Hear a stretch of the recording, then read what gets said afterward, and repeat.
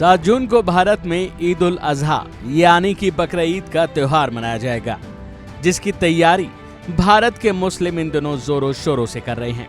तो वहीं दूसरी ओर बागेश्वर धाम के पीठाधीश्वर धीरेन्द्र कृष्ण शास्त्री ने एक ऐसा बयान दे दिया है जिससे बवाल मचना तय है। इस बार उन्होंने बकरीद पर बकरे की कुर्बानी को लेकर कहा है कि ये बंद होनी चाहिए। कुर्बानी का विरोध करते हुए धीरेन्द्र शास्त्री ने कहा कि जीव की जान लेना किसी भी धर्म में हो वह निंदनीय ही रहेगा। धीरेन्द्र शास्त्री से पहले विश्व हिंदू परिषद के संयुक्त महामंत्री डॉक्टर सुरेंद्र जैन ने ईद उल अजहा पर की जाने वाली कुर्बानी को लेकर मुस्लिम समुदाय से अपील की कि वह भी संवेदनशीलता का परिचय दे और इको फ्रेंडली ईद मनाए। साथ ही उन्होंने बकरीद के नाम पर होने वाली हिंसा, क्रूरता व अवैध गतिविधियों पर विराम लगाने की भी मांगे की। जानकारी के मुताबिक धीरेन्द्र कृष्ण शास्त्री ने ईद पर बोलते हुए आगे कहा कि संभवत अतीत में किसी विशेष सामाजिक या धार्मिक परिप्रेक्ष्य में बलि की परंपरा रही हो, लेकिन आज के समय में ऐसी परंपराओं पर पुनर्विचार करना जरूरी हो गया है।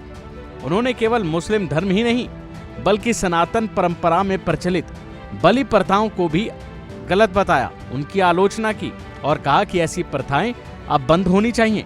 धीरेन्द्र शास्त्री ने अहिंसा को सभी धर्मों की आत्मा बताया। उन्होंने अपने बयान में कहा कि हमें हिंसा नहीं, सह अस्तित्व का मार्ग अपनाना चाहिए। हर जीव को जीने का अधिकार है। अगर हम अहिंसा के रास्ते पर चलें तो समाज और धर्म दोनों अधिक संवेदनशील और समृद्ध हो सकते हैं। धीरेन्द्र शास्त्री ने हिंदू और मुस्लिम समुदाय के लोगों पर निशाना साधते हुए कहा कि अगर हम किसी को जीवन नहीं दे सकते तो हम उसे मारने का भी अधिकार नहीं रखते। जीव हिंसा किसी भी धर्म में हो वह निंदनीय है। हम बलि प्रथा के पक्ष में नहीं हैं और बकरे ईद के भी पक्ष में नहीं हैं।